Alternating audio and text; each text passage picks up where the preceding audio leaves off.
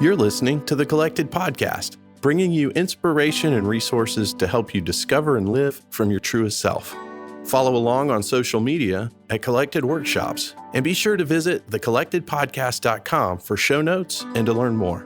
The Collected Podcast is sponsored by Clean Juice, a certified organic nutrition and wellness bar with more than 100 locations in development in 16 states. Learn more at cleanjuice.com. Welcome to episode 34 of the Collected Podcast. I'm Michaela Hooper. I'm Jess Biondo. And I'm Tia McNelly. This week we had the pleasure and honor of interviewing Julie Martin. And Julie is a psychotherapist. She is a volunteer for Celebrate Recovery. And she just has a powerful heart for ministry. Mm-hmm. She has definitely ministered to me personally in my life. And I really treasure her voice in my life and her voice in our community. We're going to hear from her about some stuff towards the end of the interview that's a little PG-13 in case you're listening to this in the car with your kids, just to kind of give a little bit of warning. But we're also extending the more sensitive conversation over on Patreon so that you guys can really get to the heart of some of the issues that Julie's passionate about. So make sure when you finish this interview to head over to Patreon. If you're not a member, you can become a member for as little as $1 a month. Just guys. $1 a month? $1 a month, Jess. Now, you can also become a member for any amount of money you choose. You can become a member on Patreon for $150 a month, and we would treasure that forever. We really can't do this without your support, guys, so thank you for that. But without further ado, here's our interview with Julie Martin. Julie, welcome to the Collective Podcast. Thank you. We are so excited to have you. We have been wanting to have you on for a long time. I am stoked to be here. So why don't we start out by letting people in on kind of your passion, the way that you show the love of Christ on this earth? Well, I've had my Jonah moments trying to get away from it, but I always come back to it, and that is just helping people recover from life's hurts, habits, and hang-ups. That's awesome.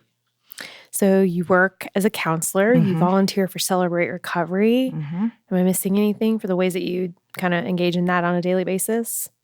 Not really, no. I mean, you're on the ministry team at church. Mm-hmm.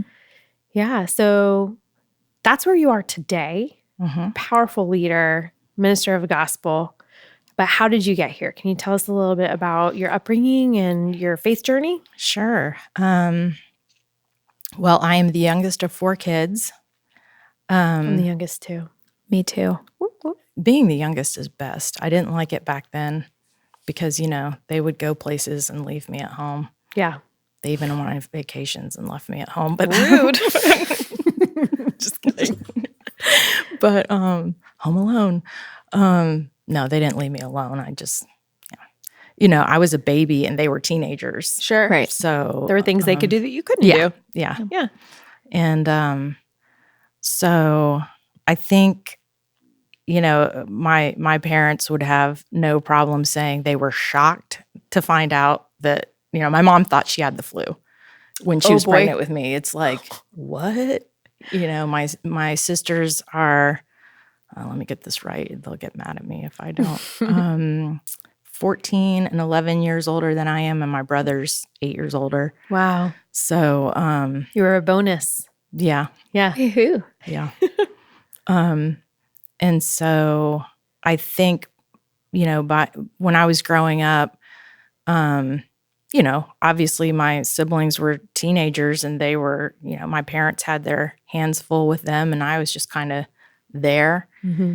And also the older I get, the more I can understand how my mom was just probably over it. Like you've got kids in high school, and then you've got one, that's starting with the, little watercolor paintings and, all the crap. Like mine were just 2 years apart, and I could not wait to be done with all that stuff. Right. Yeah. Sorry. And just, so to have to go back to that, I'm sure she was just like so over it. But sure. So I spent a lot of time just trying to be really, really good and not make waves in the family because I could just sense, you know what, they've got enough going on.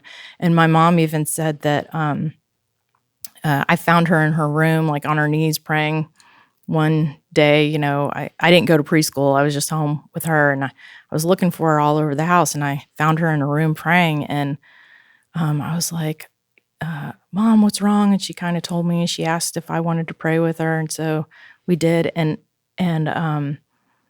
I knew that I said something to her after that. I mean, I vividly remember this. I was like 3 or 4, but I didn't know what I said to her until I was going through graduate school and had to do like a timeline of important events. And I don't know how it came up. And she was like, oh, yeah, I remember that. Do you remember what you said? And I was like, no. And she said, don't worry about me, Mom. I was born to be a worker and I was born to be good. Oh my gosh. Wow. When you were how old? In preschool? Wow. Yeah. And I tried to live up to that shiz too. And it was like, that is some messed up thinking for a preschooler. I'm like, I will save this family. I will be excellent and no one will ever have to worry about me. And It's a lot of pressure. yeah.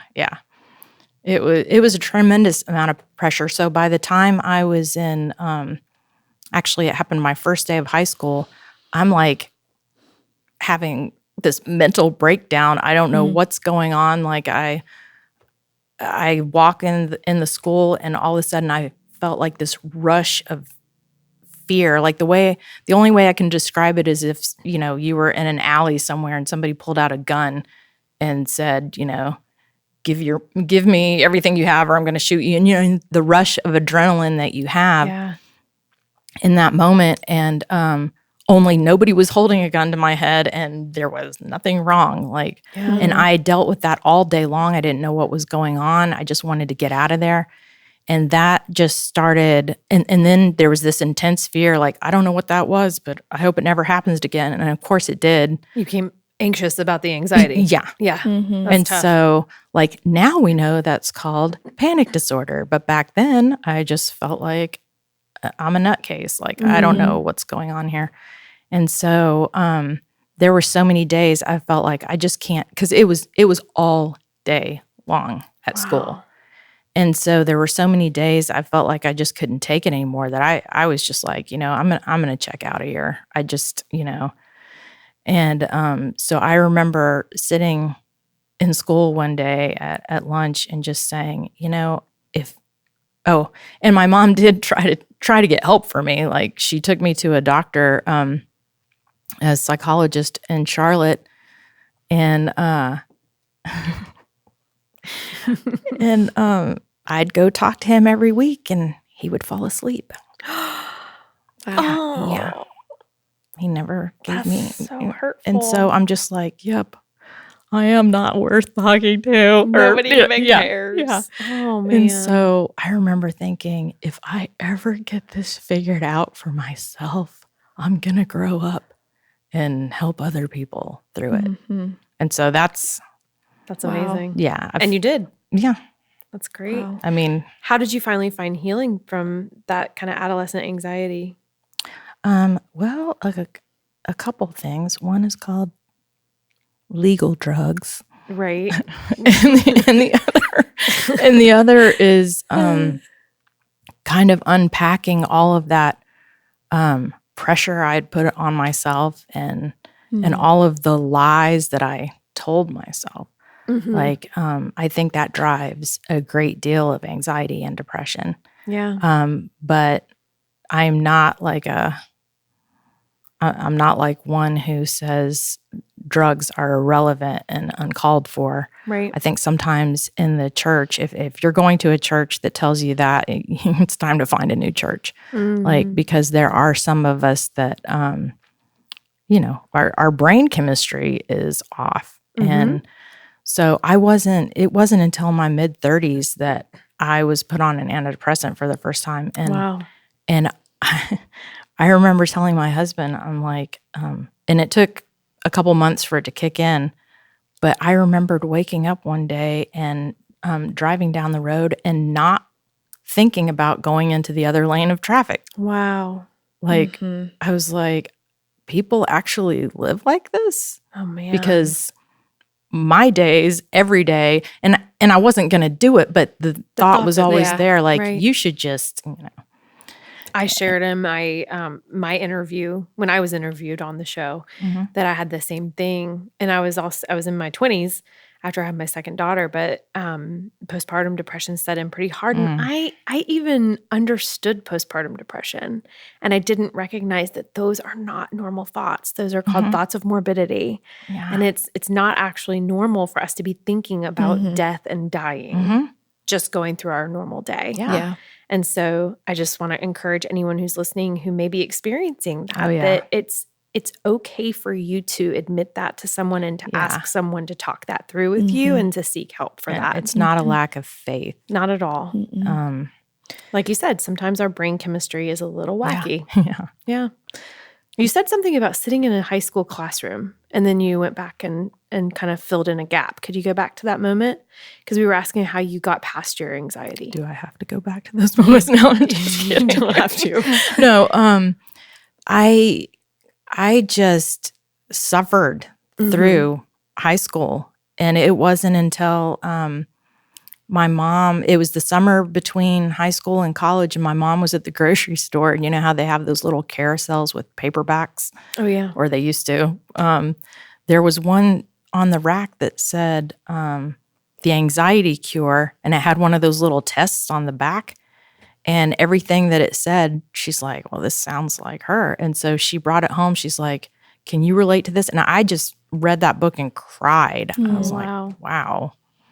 So that's how it was diagnosed. And I mean, unfortunately, this was like 30 years ago. And so, I can't imagine how healing that was for a teenager because, oh gosh, teenagers just want to be normal. They want to fit in. They don't want to feel different. And for you to finally have some kind of validation that says you are not the only one. Right. Has to be so freeing. It's not like I talked about it. Right. Like somehow I was a cheerleader.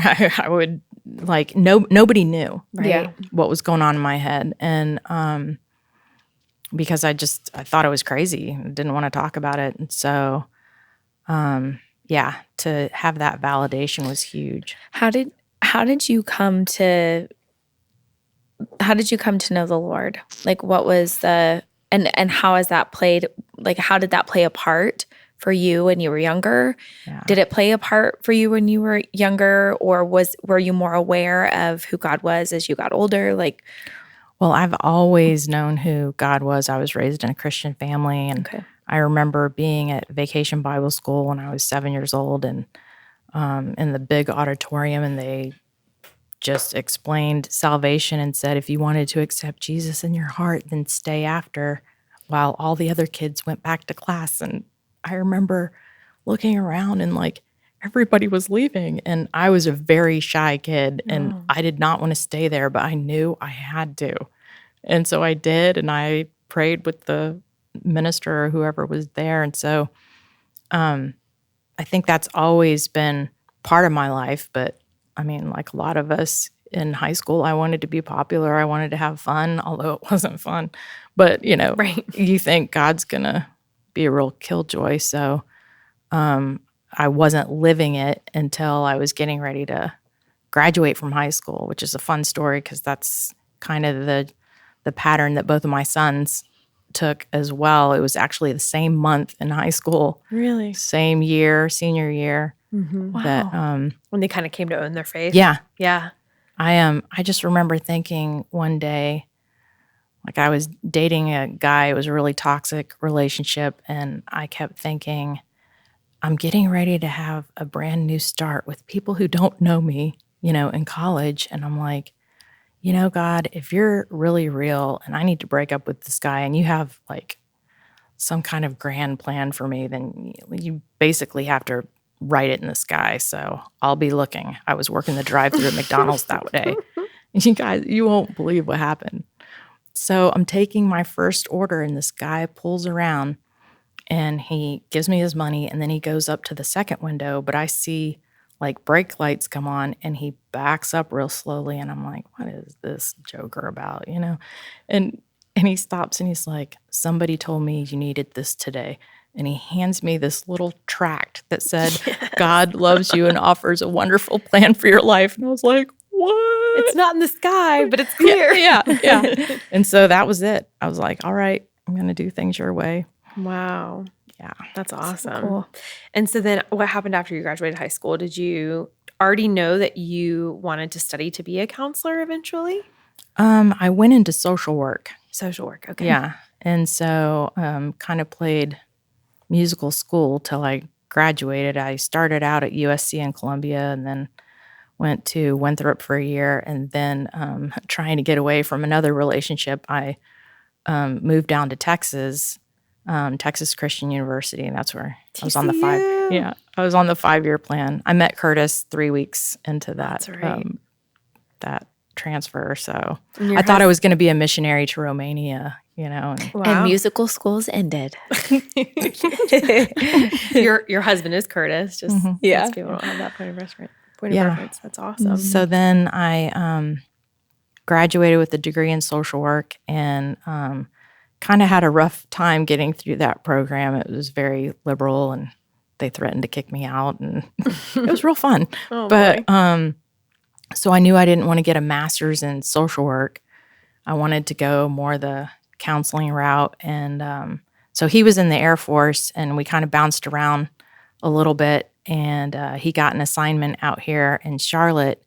And at the church we were going to at the time, I met a counselor who had just graduated from Gordon Conwell. And she told me about the program and how you can get it done on the weekends. And I was like, what?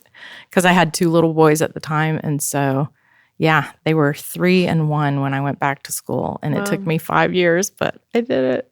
Wow. Yeah. That's amazing. So you mentioned your boys, and I didn't clear this with you ahead of time. Are you comfortable talking about your son's special needs? Yeah. Yeah. So maybe you can just kind of share like how you discovered that and what it's been like for you walking through that journey, because I know we definitely have listeners with kids with special needs. Yeah.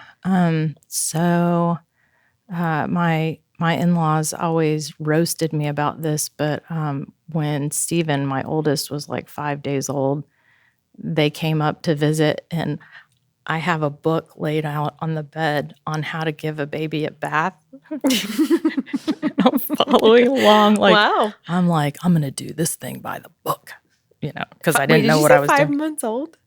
No, 5 days. 5 days old. Yeah. Oh, okay. Yeah. Sorry. I might have said months. Oh, gosh. No, I did bathe him before 5 That's months. good. Yeah. That's good. I was like, Julie. Oh my gosh, that's funny. Whoopsies. No. And so, I just felt like, okay, I'm going to do this right. And as he was growing, I didn't know because he was my oldest, but there were signs pretty early on that something was a little different. And, but I would take him into the pediatrician on base and tell him, hey, he's rocking back and forth for like hours a day. And like he doesn't really, and as he got older, he didn't play with toys. He lined them up across the room. And, I just thought he was a genius. Like, my kid doesn't. Well, that was true too. Yeah. She is. He really didn't like toys. He would get under the counter and he would watch he would pull out the drawers very slowly and just watch the mechanics of how that Wow. worked. And I'm like, oh, wow. Yeah, we created a genius. So this is going to be awesome, But yeah, the pediatrician on the Air Force Base where we were just said, oh, yeah, don't worry about it. That's why they call it a bouncing baby boy. And I'm like, with his banging himself against the couch. I'm like, okay. So, it wasn't for another at least year and a half. When he was 3.5, we were at a birthday party with kids that were younger than he was that were in our play group. And I remember he ran up and he was trying to join the conversation with them. And the little boy just looked at him like, what are you saying? And he was 6 months younger, and he came up to me and he said, what did he just say? And it just hit me like a ton of bricks that this kid just said, what did he just say? Like he said 5 words in a sentence and it made sense. And I'm like, okay. So, I ended up getting him evaluated, and he was at first diagnosed with severe receptive expressive language disorder and sensory integration disorder. But, when I Googled that, everything that came up was autism. So I'm like, this cannot be happening. I mean, you might as well have just like dropped an atomic bomb on my life. What a Like, shock. I was just, and I'm a child of the 80s, so I'm thinking Rain Man, like this, he's never going to live on his own. He's never going to, never going to be able to do anything. And what kind of life is he going to have? But we got him into early therapy, and it wasn't easy for him growing up, despite all of the the anti-bullying things they try to do at school. I mean, teachers can't see everything, and so I mean, he really struggled. But this is a kid who couldn't answer yes or no to a question when he was almost 4 years old. And when he was 18, he was accepted into Berklee College of Music, one of the best music school in the world. There's that genius. And he spent his freshman year in Tel Aviv, Israel, Wow. in Hebrew music classes. So Wow. 14 years earlier, he couldn't understand what I was saying in English. And then, I'm sorry. No, it's amazing. Yeah. And then he's on the other side of the world, like Thriving. taking classes in Hebrew. Yeah. I mean, the kid amazes me. Yeah. Even now, he's teaching himself Japanese. So And he's such a talented musician. he is. Stunning musician. Thank you. Wow. That's so encouraging. I think I have a lot of friends with like elementary and middle school kids who are autistic, and it's just so encouraging to hear the stories of adults who are thriving and doing things that we may have never imagined when they were small, when they were still 4. You wouldn't have ever imagined that he could go on travel alone to the other side of the world. Yeah. It's amazing. I wish, I tell him this all the time, I wish that there had been someone like him that I could have talked to when he was diagnosed, because there is so much hope. I think even the ones that are nonverbal are geniuses inside. We just can't communicate with them. They can't communicate with us. We are so honored to be sponsored by Clean Juice, who is actually the 5th fastest growing franchise in the United States. They have 50 active locations with more than 100 in development right now. Come on. They are in That's 16 amazing. states. You guys, Incredible. they just started doing this in 2016. Woo. It's amazing. It's amazing. Jess, what's your favorite? Okay, so my favorite acai bowl, because they do juices, they do smoothies, but their acai bowls are amazing too. They are. And when I just need a little taste of summer, I go to the beach bowl. Oh, yeah. It is so good. It has the organic pineapple, toasted coconut, granola, banana, almond something. Yeah. It's just so good. Goodness. Everything's organic. Love it. And it just makes me feel like I'm in Hawaii, I love that. even in the middle of winter.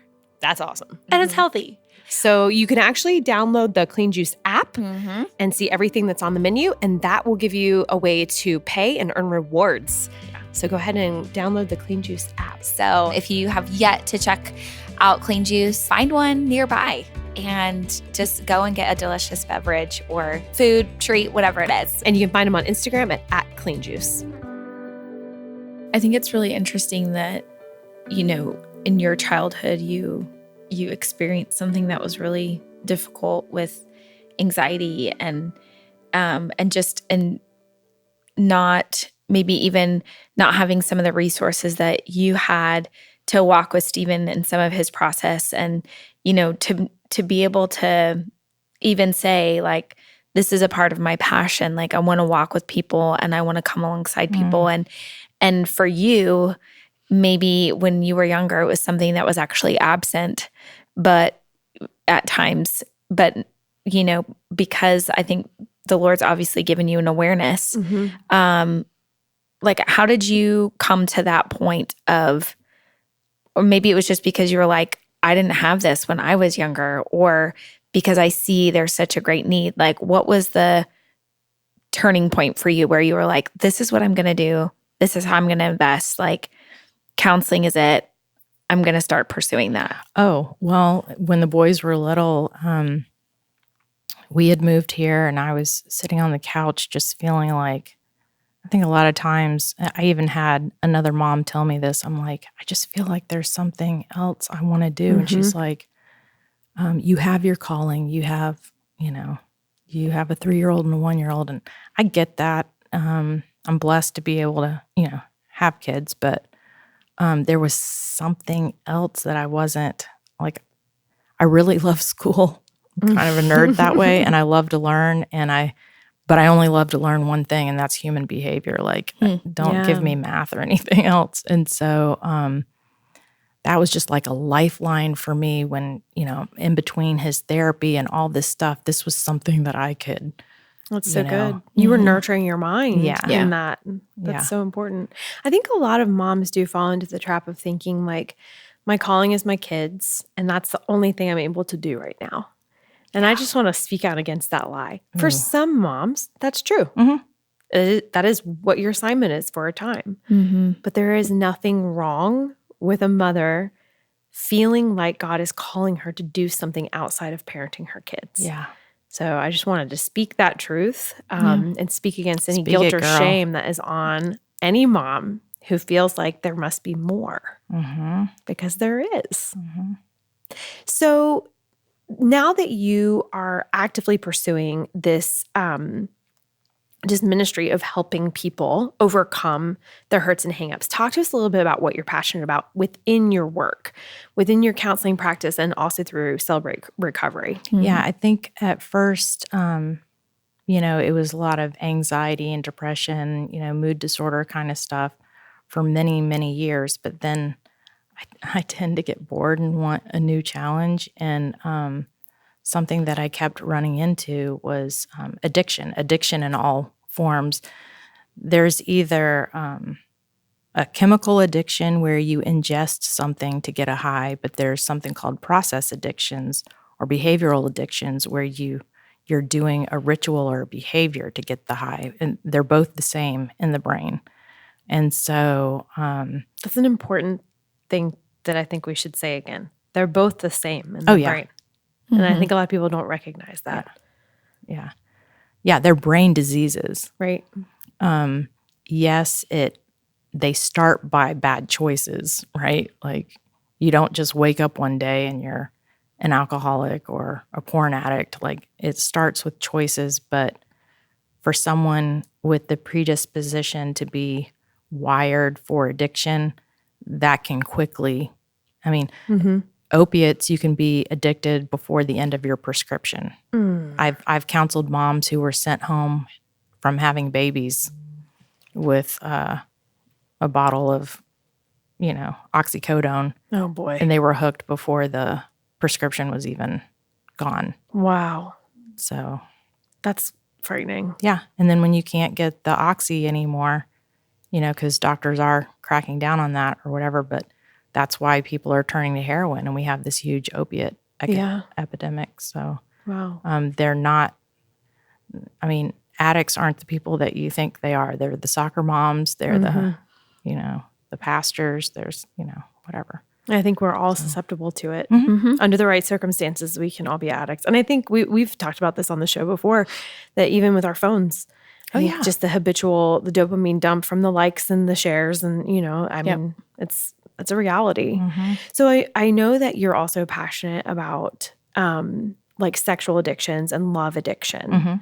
And I didn't know if maybe you wanted to kind of give a picture of the roots of that, or like how that's treated, or kind of the prevalence in society, like anything that you feel passionate about sharing. Well, it is definitely the crack of behavioral addictions. Like, I would say that sex, love, and porn addiction blows all of the other ones out of the water. Yeah.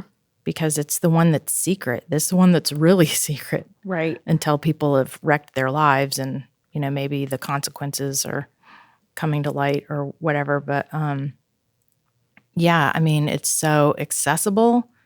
It's so, easy and Easy to hide. mhm. Yeah. Wow. And I would say it's normalized. I agree with that, sister. And not just for men. Oh, it's normal to look at pornography. I'm talking about like 40% of porn addicts are women, or 40% of the porn that's viewed online is by women. Wow. And, Yep. there's just so much danger in it because it starts, none of it is harmless. I'm not saying that, but it starts pretty Like seemingly harmless. Right. Yeah. pretty vanilla, I would say. And then Yeah. pretty soon people need to push the envelope more and more, and they need to see abusive stuff, sadomasochistic stuff. They need to, Yeah. it just goes to some very, very dark places. And then, especially within the church, who are you going to tell Right. about that? Right. There's so Yep. much shame. Mm-hmm. Yeah. Yeah. What are some practical steps for somebody who is finding themselves in secret, alone in some form of sex addiction? Right. Well, there's actually 12-step groups Yeah. that center around sex and love addiction, so they can look those up online. There's Celebrate Recovery in many churches across the country. Tell us a little bit about Celebrate Recovery. Well, I love Celebrate Recovery because for people who aren't familiar with 12 steps, the first step is acknowledging that you've lost control and that a higher power greater than yourselves could restore you to sanity. In CR, we name who that higher power is. Yeah. And right. so, and there's a lot of power I was going to say, that's a lot more powerful. yeah. And so, and I think the misconception with Celebrate Recovery is that it's for, that's for alcoholics or, drug addicts or whatever. No, it's actually for anybody struggling with a hurt, habit, or hang up. And honestly, I don't know anybody Right. that's not struggling with one of those. I know. I want to come. Yeah. Because you hosted at our church. Yeah. Mm-hmm, mm-hmm. Yeah. Yeah. I got plenty of the hurts, habits, and hangups. Yeah. Mm-hmm. And We all so, do. I just feel like it's the most real place in the church because like no one is pretending that they have it all together. Nobody, I don't think at our church actually anybody pretends that much anyway. We Like have a pretty unique Yeah. culture. Yeah. Yeah. Yeah. but I'm reminded constantly that people don't feel free to struggle. They don't feel free to talk about real things Mhm. Right. at their churches. And Yeah. so, yeah, this is a place where, like, for the first hour, we either have a teaching or a testimony. And for the second hour, we split up into gender-specific groups. So the men will go off and the women will get together. And if the program's big enough, there's different groups. Like, okay, we've got the men's substance abuse group here. We've got the women's sexual abuse or addiction group over here, but we're not that big yet. So Right. we're just all together, but Yeah. it's really good. Now, I know that you also have one of the things that you're very passionate about in the spiritual realm. And I didn't know if you wanted to Oh. kind of talk I thought kind you of were an gonna say entry level. Africa. Oh. Julie's coming to Kenya with Flourish Kenya in a few weeks. Yes. But yeah, I wanted to just give you an opportunity to kind of like entry level speak about your deliverance Yes. ministry. Yes. So I had been a counselor for many years before I started seeing some things in a couple of my clients that it wasn't mental illness. It wasn't stinking thinking, what I call, faulty beliefs. Yeah. But I actually saw like a different personality looking out at me from the eyeballs of the person that I just Wow. was talking to. And Have you which- always been able to discern things like that in the spiritual realm? I could discern if I went into a place If it where, was present. yeah, Yeah. but never, well, I didn't think I could Up to this point, Yeah. Up to this point. Yeah. you were like, okay, I'm seeing something in these people that I have not seen Yeah. before. Yeah. So, Wow. okay. And the first time I saw it, the way I knew was that, first of all, his eyes turned black and he was staring at me with such hatred that I felt I felt the presence in the room. Like impressive kind of. Yeah. And so that definitely set me on a journey to help, somebody help me here.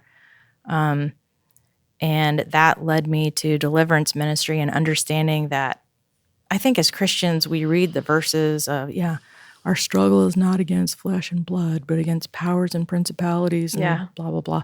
And, oh, well, that's a nice idea. Yeah, there's bad things out there. There really is. And and if you have open doors, they can come right in to torment people. And so I learned the authority that Jesus has given us in his name to command these things to go. Yeah. And I got to tell you, that's one of my favorite things to do. Well, yeah. I mean, that's Jesus's work. Yeah. Like, Yeah. Yeah. Like if I ever doubt, because let's be honest, sometimes you read the Bible and you're like, what? yeah. Oh, yeah. Crazy town. Yeah. If I weren't raised this way, this is some crazy stuff Yeah. Yep. in here. Yep. But the stuff that I've seen with my own eyes would never make me doubt Right. the reality of the Yeah. spiritual realm. Yeah. And I mean, we're called to bring heaven to earth. Mm-hmm. And the fact of the matter is, we have to do that because what is on earth is not of heaven. Mm-hmm. And so it does take coming to terms with the fact that there is a spiritual realm and things happening in the supernatural. Mm-hmm. And I love that you're passionate about that. Oh gosh. It's great. That verse in Isaiah that Jesus stood up in the temple and read about himself, that he came to heal the brokenhearted and to set the captives free. And that's my favorite verse. Because I feel like that's my mission. That's to awesome. set the captives free. It's so good to hear parts of your journey because I've known you for a while, but to hear the just different sections of your life thus far and to see what God has done in you and what he's doing through you is really powerful. Thank you. Because you're bringing a practical, you're meeting some needs in a practical way.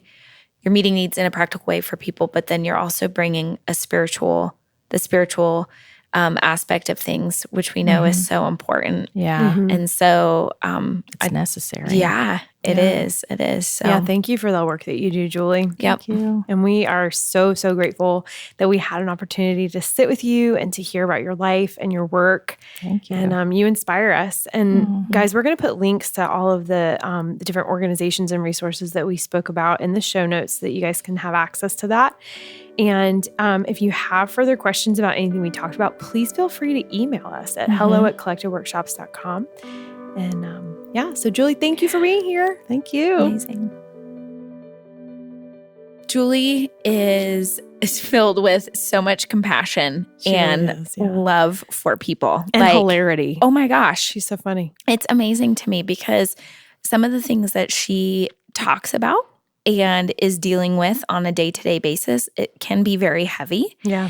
And I feel like that's actually one thing that I've loved about getting to know her is that she has this sense of humor that brings actually a like an ease to some of the things that could seem really heavy Yeah. and bog you down. But Julie brings this quirky sense of humor that is just so refreshing. It is. But I was so touched by her sharing about her process as a kid Yeah. and how it took a long time for her to actually know like why she was feeling the anxiety Mm-hmm. that she was processing. And then here she is like seeing things in her own kids and being able to like be so compassionate and really walk with her kids in their own process. And for her, it took a long time. Yeah. And I was just, I don't know, I was just really touched by that. Yeah. So We all have a story. We all have a journey that we've been on. But it's so interesting when we hear about that early childhood experience like Julie had, and how impactful some of the lies that we tell ourselves or that are whispered in our ear, how powerful those lies can be in our lives through adulthood if we don't come to understand the truth of who we are. And that's something, Jess, you do an incredible job at Collected Workshops when you work through some of the exercises that take people through the process of identifying the lies they believe. Yeah, I love that. And the exercise, in case anyone wants to try it on their own, is just get to a quiet place, kind of clear your mind of any distractions, and then on a blank sheet of paper, write down anything that you have ever thought about yourself that has ever been spoken over you, the good, the bad, all of it, and just write it down on this sheet of paper and get it out. And as you're doing that, kind of release it, even the good things, because I feel like even the good things we can make into idols in our life and then cling to those as our identity, or we cling to the negative, or whatever these things are that have kind of informed the masks that we wear that hide our true self. And just get all of that out for however long that takes. And then sit with that and ask the Lord to give you the way that He sees you. Like, Lord, what is my true self? How do you see me? Regardless of all of this. And then I have the women in the workshop write that word over all the other words. And that is their way of, in Christ, I am blank. I am complete. I am enough. I am healed. I am beautiful. Whatever the word is. And that has been so helpful for me. My word, the first time I did it, was complete, because I'm always trying to compensate and help people. And I believe the lie that if I'm not needed, then I'm not enough, or, whatever. So for me, it was that idea that I continually go back to in my mind of, in Christ, I am complete. Right. I don't need to compensate. I'm not an inconvenience. I don't need to be everything for everybody. I'm enough in who I'm created to be. And in the different ways that you've adapted that over time to suit men and women, and then teens. And every single time that I do it, because you kind of shift it in different ways, I receive a different word. Like, the Lord always has something fresh for me in that He wants to show me about how He created me. Yeah, because we're not just one thing. Right. Yeah. That's right. So thanks guys for listening. Remember who you are in Him. And if you can't remember, just ask Him. And remember that we have more with Julie on Patreon. Don't forget to go check listen. It out, because it's good and it does go a lot deeper into some of these issues that she mentioned. If you haven't joined Patreon, now's definitely the time. Have an awesome week, guys. We'll see you back here next time. Thank you for listening to the Collected Podcast. Be sure to subscribe, rate, and review. And if you like what you've heard, we'd love it if you would help spread the word. Check back here for weekly episodes dropping every Thursday. You can follow Collected on social media at Collected Workshops. Find the Collected Podcast on Patreon at patreon.com/The Collected Podcast. That's PATREON. Become a patron for as little as $1 a month to gain access to bonus content, early bird ticket sales, exclusive contests, and more. You can also find Tia at Tia McNelly Notes, Jess at Spreza Foundry, and Michaela at The Creative Space NC. Collected proudly supports and partners with Flourish Kenya, a nonprofit working to prevent and support unplanned adolescent pregnancy in rural Kenya. Learn more at flourishkenya.org. Support for the Collected Podcast is provided by Clean Juice. Learn more at cleanjuice.com, and be sure to check out their lifestyle arm at wellhappyandkind.com. Podcast recorded by Jacob Early. Music by Asaph Alon.